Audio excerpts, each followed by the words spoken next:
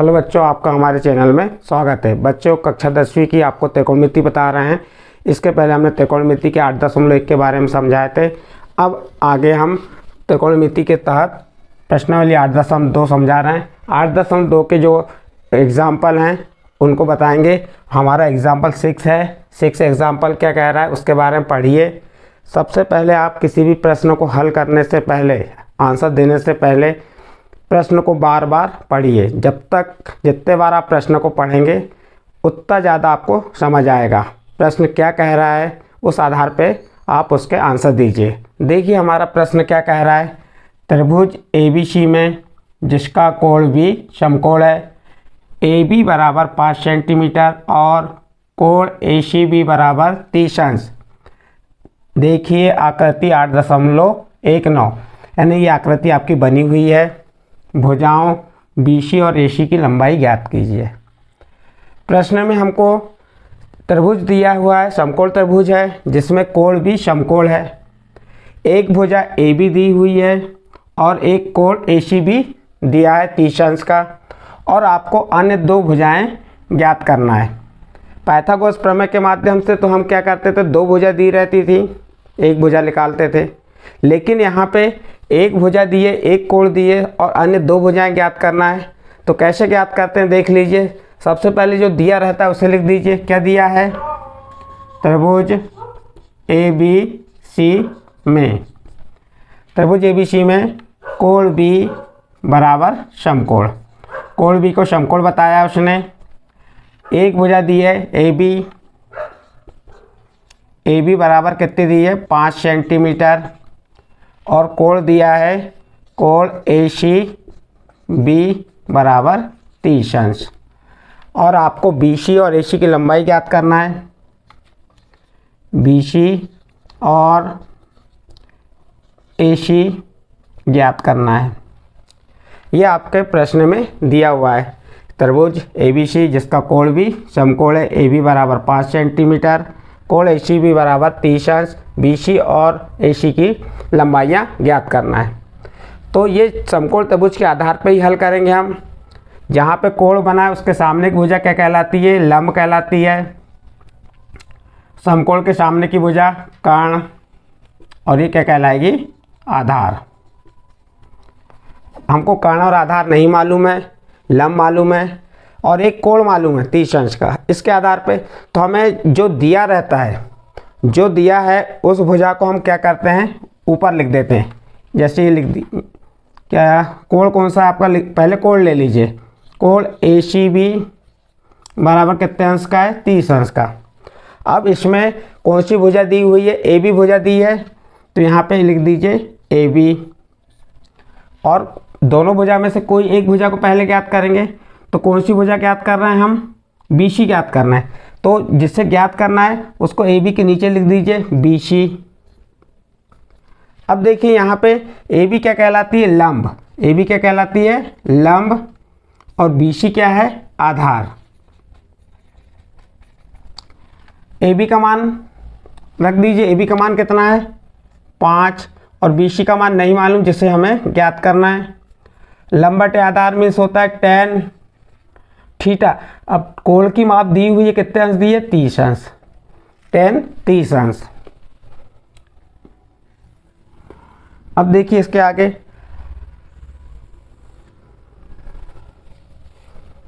यहाँ पे 5 बटे BC जैसा का वैसा लिख दीजिए, बराबर tan 30 का मान क्या होता है? तो जो अपनी सारणी बनी है उसमें tan 30 का मान दिया हुआ है। तो सारणी के आधार पे tan 30 का मान होता है 1 बटे कर्णी 3। अब तिर्यक गुणा कर दीजिए BC का इधर और कर्णी 3 का साइड। BC का 1 में गुणा कीजिए तो क्या आ जाएगा? BC बराबर कर्णी 3 का 5 में गुणा की तो 5 कर्णी 3। इस प्रकार से ये आपकी किसका मान आ गया? BC का मान आ गया। सेंटीमीटर है तो सेंटीमीटर दे दीजिए। BC बराबर 5 कर्णी 3 सेंटीमीटर। किस भुजा के आधार पे? आधार ज्ञात करना था। फिर से पुनः आप कोण कौन सा ले लीजिए? यही कोण ACB। कौन सा कोण ले लेंगे? AC भुजा ज्ञात करने के लिए हमको कोण कौन सा लेना पड़ेगा? यही कोण ए सी बी में, या यहाँ पे लिख सकते हैं ए सी भुजा ज्ञात करने के लिए कोण ए सी बी में।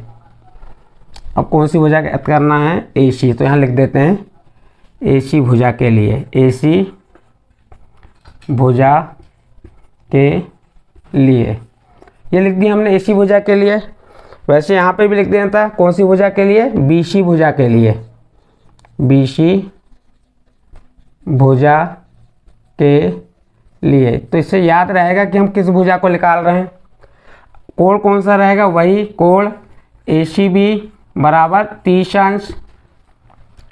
अब इसमें आपको जो दी हुई भुजा कौन सी है? लंब ए बी दी हुई है, तो लिख दीजिए ए बी, जो दी हुई है उसको ऊपर लिख दीजिए, और जिसे ज्ञात करना है उसको हर में लिख दीजिए।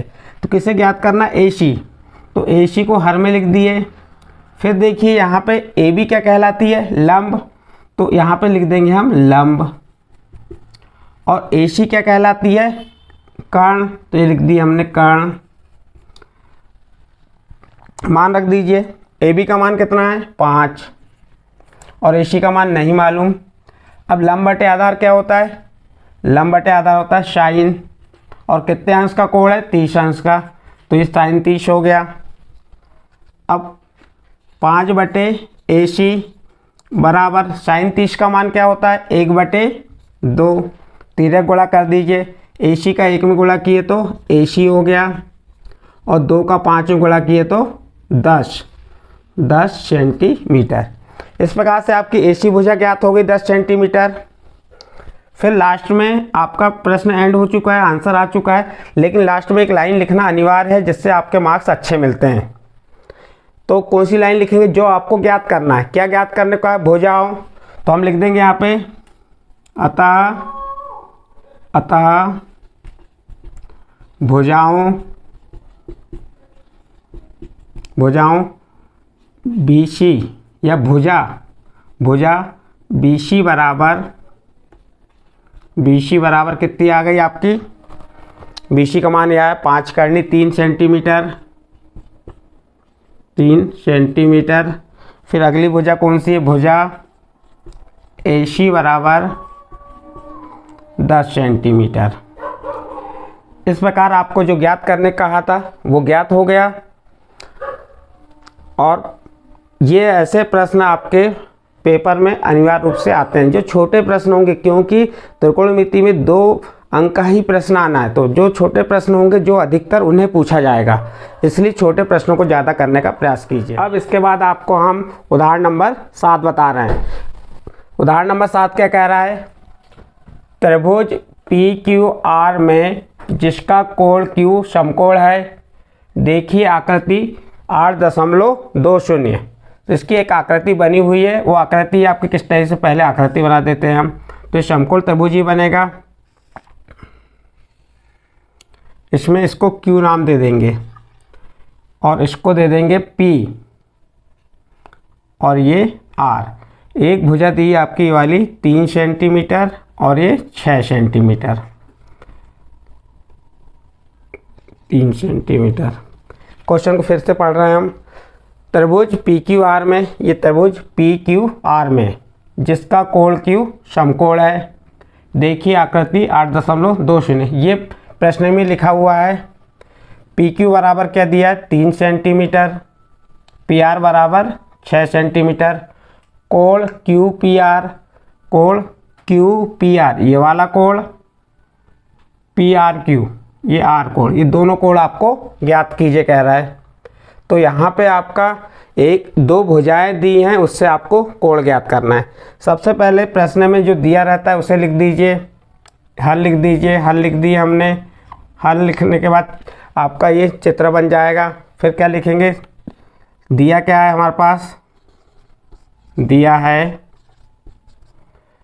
त्रिभुज पी क्यू आर में, त्रिभुज पी क्यू आर में कोण Q क्या है? कोण Q बराबर समकोण।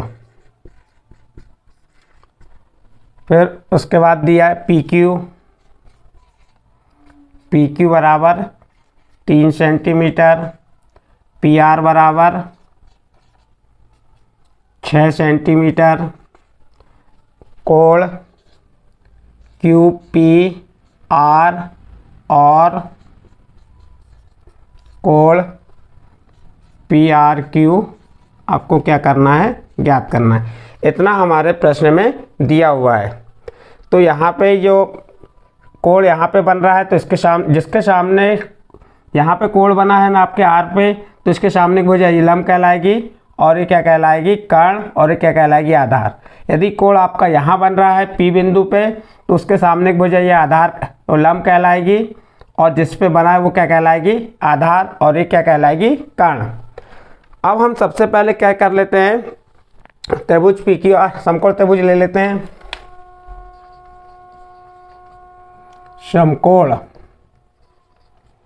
समकोण त्रिभुज PQR में कोण Q समकोण है।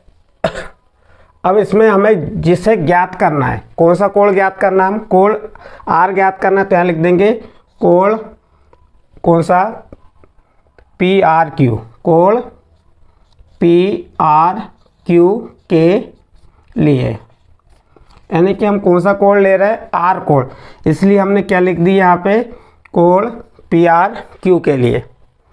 अब इसमें देखिए जो भुजाएं दी हैं, 2 भुजाएं दी, एक PQ दी है जिसे हम लंब कहते हैं, वो कोण के आधार पर लंब होगी, यहाँ लिखना नहीं है, क्योंकि यदि R कोण ले रहे हैं तो इसका लंब ये होगा और आधार यही होगा। कर्ण तो निश्चित रहता है, तो हम लिख देंगे क्या दिया है, PQ, जो भुजा दी उसी को लिखेंगे, और PR बराबर, PQ क्या कहलाती है, लंब, और PR क्या कहलाती है, कर्ण। ऐसा इसलिए लिखना है, इससे हमें जो अनुपात है वो मालूम हो जाता है। PQ का मान कितना है, 3, और PR का मान 6 बराबर, लंब बटे कर्ण क्या होता है, साइन, और कौन सा कोण ज्ञात करना, R, तो यहाँ क्या हो जाएगा, साइन R।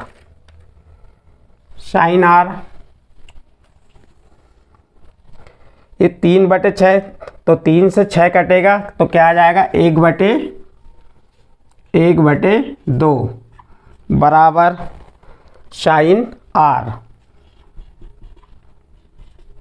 1/2 साइन में किसका मान होता है, क्योंकि साइन वाला है इसलिए साइन का ही मान लगाएंगे, तो 1/2 साइन में किसका होता है, साइन 30 का होता है। साइन 30 का मान क्या होता है, 1/2 बराबर साइन R। साइन तुलना करेंगे, साइन से साइन क्रॉस हो जाएगा, तो 30 अंश बराबर हो जाएगा R, या इसको हम लिख देंगे, क्या लिख देंगे, कोण PRQ बराबर 30 अंश। अब इसी प्रकार अब हमें दूसरा कोण निकालना है, P कोण, ये वाला कोण, तो फिर लिखेंगे कोण कौन से के लिए, QPR के लिए, कौन सा कोण, QPR के लिए। अब देखिए यहाँ पे ध्यान रखना है, ये इसके लिए कोण P के लिए लंब ये होगा और आधार ये, और जो भुजा दी उसी को लिखेंगे यहाँ पे, तो इसमें हो जाएगा PQ भागित PR, PQ भागित क्या हो जाएगा, PR। अब PQ इसमें क्या है, आधार है, PQ क्या है, आधार, और PR कर्ण। PQ का मान 3 और PR का मान 6, और आधार बटे कर्ण यानी क्या होता है, कॉस, और कौन सा कोण ज्ञात कर रहे हैं, P कोण, कॉस P हो जाएगा, 3 एकम 3, 3 दूनी 6, तो 1/2 बराबर कॉस P, या 1/2 किसका मान होता है, कॉस में, कॉस 60 अंश का मान होता है, बराबर कॉस P, या P बराबर क्या आ जाएगा, या 60 बराबर P, 60 अंश बराबर P, या क्या लिख सकते हैं हम, कोण QPR बराबर 60 अंश। इस प्रकार हमने इस प्रश्न के अनुसार जो ज्ञात करने के लिए कहा था वह ज्ञात कर लिए। अतः लास्ट में लिख देंगे, अतः कोण पी आर बराबर 60 अंश एवं कोण पी आर क्यू बराबर 30 अंश है। इस प्रकार से आपका उदाहरण नंबर 7 यहाँ पे समाप्त होता है। अब इसके बाद उदाहरण नंबर 8 देखिए। आपको इसके पहले उदाहरण नंबर 6 और 7 बताए थे। अब उदाहरण नंबर 8 देखिए। उदाहरण 8 क्या कह रहा है, यदि साइन ए ऋण बी बराबर 1/2 कॉस कोष्टक में ए धन बी बराबर 1/2 शून्य अंश छोटा है ए धन बी से, ए धन बी छोटा है और बराबर है 90 अंश से। उसके बाद ए बड़ा है बी, तो ए और बी ज्ञात कीजिए। जो दिया है उससे पहले लिख दीजिए। क्या दिया है हमारे पास, दिया है साइन ए ऋण बी बराबर 1/2, फिर दिया है कॉस ए धन बी बराबर 1/2 और प्रश्न में ये भी कहा है शून्य अंश छोटा है ए धन बी से। जो ए धन बी का योग आएगा वह उससे शून्य क्या होगा, छोटा होगा, और वह उसका मान छोटा और बराबर होगा किसके, 90 के। फिर कहा है ए का मान बड़ा है बी से। तो आप इन दो साइन ए ऋण बी बराबर 1 पहले ले लीजिए। सबसे पहले क्या ले लेते हैं हम, उससे पहले तो ये लिख दीजिए क्या, ए और बी का मान ज्ञात करना है, इतना कर दीजिए। सबसे पहले अब क्या ले लीजिए हम, साइन नंबर 1 क्या लेंगे हम, साइन ए ऋण बी बराबर क्या दिया है 1/2। साइन ए ऋण बी को जैसा का वैसा लिख दीजिए। अब 1/2 साइन में किसका मान होता है, तो 1/2 साइन 30 का मान होता है, साइन 30 अंश का मान होता है। इसलिए ए ऋण बी बराबर क्या हो जाएगा, 30 अंश। ये आपका समीकरण नंबर 1 बन गया। फिर क्या ले लीजिए, नंबर 1 में इसको लिए थे, नंबर 2 में कास वाले को ले लीजिए। नंबर 2 कॉस ए धन बी बराबर, ये भी क्या है 1/2 कॉस ए धन बी। अब कॉस में 1/2 किसका मान होता है, तो कॉस 60 का मान होता है, कॉस 60 अंश का मान होता है। तो इसके आगे देखिए, फिर जब कॉस ए धन बी बराबर कॉस 60 अंश, तो ए धन बी बराबर कितना हो जाएगा, ए धन बी बराबर 60 अंश। समीकरण नंबर 2, समीकरण 2 में से 1 को घटा दीजिए, या समीकरण 1 धन समीकरण 2, समीकरण 1 में 2 को जोड़ दीजिए। समीकरण 1 क्या है आपका, ए ऋण बी बराबर 30 अंश, और समीकरण 2 क्या है, ए धन बी बराबर 60 अंश। जोड़ देते हैं इसे, ए में ए जोड़े तो 2a ऋण बी और धन बी, ये कैंसिल हो जाएगा, घट जाएगा। अब यहाँ पे देखिए 30 में 60 जोड़े तो कितना हो गया, 90। तो a बराबर क्या हो जाएगा, ये गुणा में है तो 2 पक्षांतर के भाग में गया, 90 भागित 2, तो a बराबर कितना हो गया 45। 2 का भाग 90 में दिए तो कितना आ गया 45। इस प्रकार a का मान आ गया। इस a के मान को या तो समीकरण 1 में रख दीजिए या समीकरण 2, किसी में भी रख सकते हैं। समीकरण हम 2 में रख देते हैं। समीकरण 2 में a का मान रखने पर, समीकरण 2 क्या है हमारा, a धन b बराबर 60 अंश। a का मान कितना आ गया 45 धन b बराबर 60 अंश, तो b बराबर क्या हो गया 60 धन 45 का पक्षांतर किए तो ऋण 45। इसके आगे यहाँ पे लिख दे रहे हैं। तो b बराबर अब 60 में से 45 घटा दीजिए तो 15 अंश। इस प्रकार आपका ए का मान और बी का मान, अतः लास्ट में लिखेंगे अतः ए बराबर 45 अंश एवं बी बराबर 15 अंश है। अब देखिए यहाँ पे कुछ शर्तें दी थी।